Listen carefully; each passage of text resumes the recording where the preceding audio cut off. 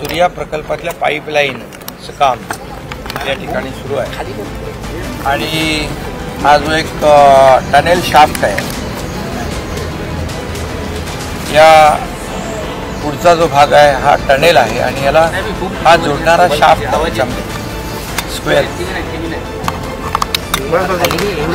याचं काम सुरू असताना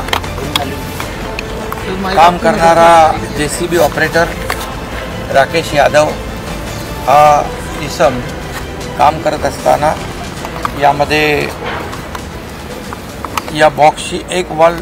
कोसळली आणि पूर्णपणे त्यामध्ये त्याच्या खाली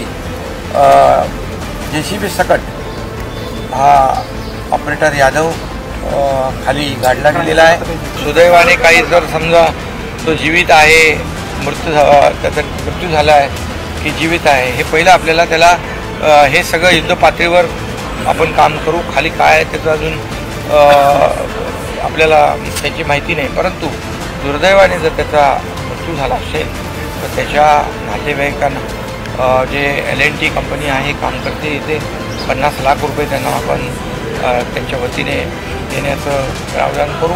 आणि त्यांच्या कुटुंबातल्या एकाला नोकरी देखील L&T मध्ये देण्याचा निर्णय आम्ही घेतलेला आहे।